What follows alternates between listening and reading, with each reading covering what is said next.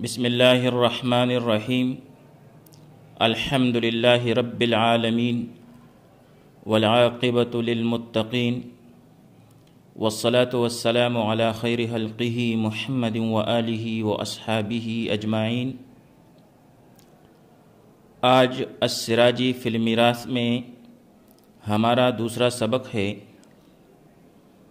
جس میں ہم علم الفرائض کے ارکان کے بارے میں پڑھیں گے اور پھر وراثت کی تقسیم کے جو شرائط ہیں انہیں سمجھنے کی کوشش کریں گے۔ اس سے پہلے والی ویڈیو جو ہے اس میں ہم نے علم الفرائض کی تعریف، موضوع، آیت اور حکم کے بارے میں پڑھا تھا۔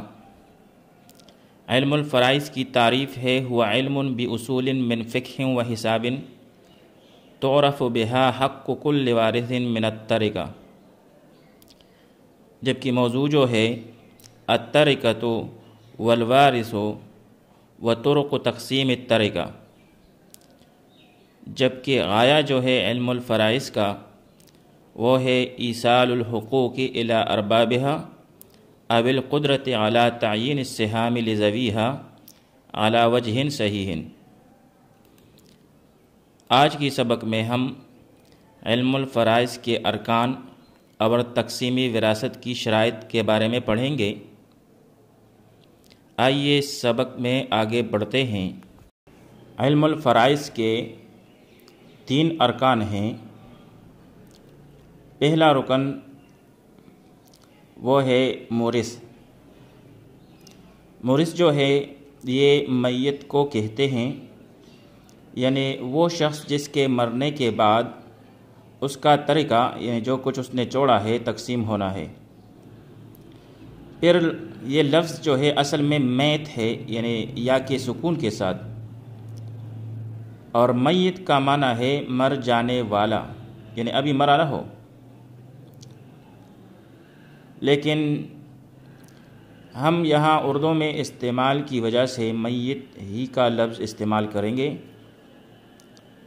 تو بھائی پہلا رکن جو ہے وہ ہے مورث۔ پھر دوسرا رکن جو ہے وہ ہے وارث، یعنی میت کے وفات کے بعد باقی رہنے والے وہ رشتہ دار جن کا حصہ کتاب اللہ، سنت و رسول اللہ صلی اللہ علیہ وسلم اور اجماع امت سے ثابت ہے۔ تو بھائی دوسرا رکن جو ہے وہ ہے وارث ہونا۔ پھر تیسرا رکن علم الفرائض کا وہ ہے ترکہ۔ حق کی موروث یعنی ترکہ وہ مال ہے جس کو میت چھوڑ کر مرے۔ پھر یہ لفظ جو ہے یہ را کے کسرہ اور را کے سکون کے ساتھ جو ہے یہ صحیح ہے، یعنی ترکہ اور ترکہ، لیکن را کے فتحہ کے ساتھ یعنی ترکہ پڑھنا جو ہے، جو کہ عام طور پر مشہور بھی ہے، یہ صحیح نہیں ہے۔ تو بھائی یہاں تک یہ علم الفرائض کے ارکان ہوئے۔ علم الفرائض کے 3 ارکان ہیں۔ مورث یعنی وہ شخص جو مر کر ترکہ چھوڑ جائے، اور وارث جن میں یہ ترکہ تقسیم ہونا ہے، اور ترکہ وہ مال یا حق کی موروث ہے جس کو میت چھوڑ کر مرے۔ تو یہ 3 ارکان ہوئے علم الفرائض کے۔ پھر تقسیمی وراثت کی شرائط جو ہیں وہ 3 ہے۔ پہلی شرط یہ ہے کہ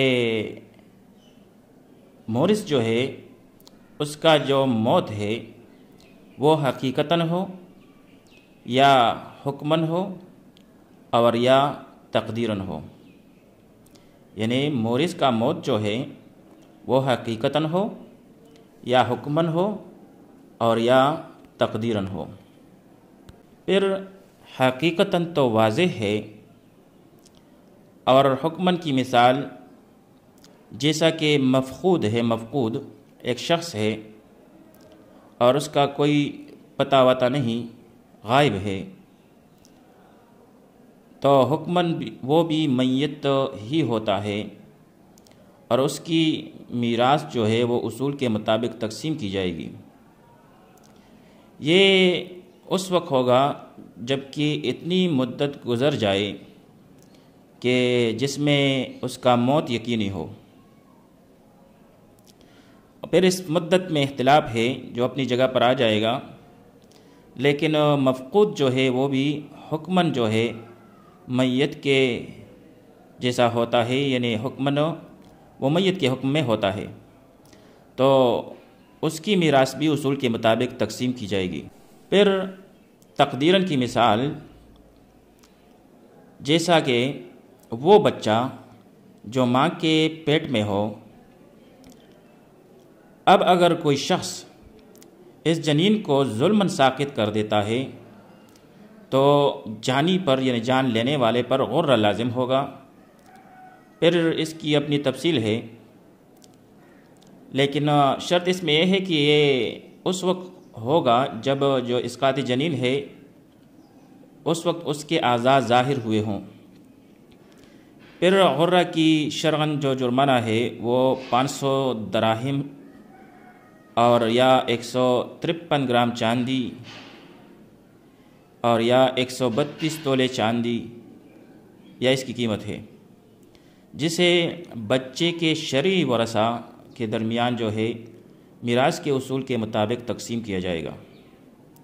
تو بھائی پہلی شرط جو ہے تقسیمی وراثت کی وہ یہ ہے کہ مورث جو ہے جس کا طریقہ تقسیم ہونا ہے اس کی موت جو ہے وہ یا حقیقتاً ہو یا حکماً ہو اور یا تقدیراً ہو۔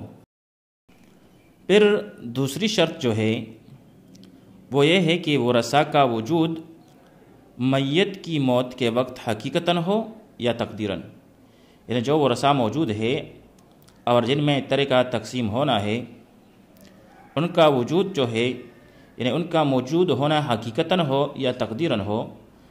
پھر حقیقتاً تو واضح ہے، اور تقدیراً کی مثال جیسے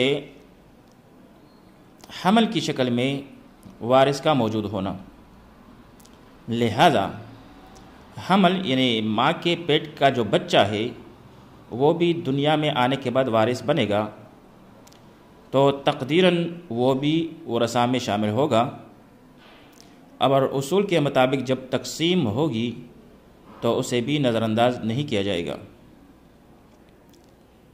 پھر تیسری شرط جو ہے میت سے قرابت جو ہے اس کی جہت کا معلوم ہونا، یعنی نسبی ہونا یا سببی ہونا، یعنی وارث میت کا نسبی رشتہ دار ہے جیسے باپ، بیٹا، بھائی، بہن وغیرہ، یا سببی رشتہ دار ہے، تو اس جہت کا معلوم ہونا بھی وراثت کی تقسیم کے لیے ضروری ہے، کیونکہ آگے ہم پڑھیں گے جب ہم ورثاء کے بارے میں پڑھیں گے جو کہ 10 اقسام ہے ورثاء کی، تو جب ان میں ہم رد کریں گے تو رد جو ہے وہ نسبی جو رشتہ دار ہے ان پر کیا جا سکتا ہے، جبکہ سببی رشتہ دار پر رد نہیں کیا جا سکتا، وہاں پر ان دونوں کا حکم الگ الگ ہے۔ لہٰذا تیسری شرط جو ہے وراثت کی تقسیم کے لیے وہ یہ ہے کہ قرابت کی جو جہت ہے وہ معلوم ہو کہ یہ نسبی ہے یا سببی ہے۔ تو بھائی یہاں تک یہ 3 شرائط ہوئیں۔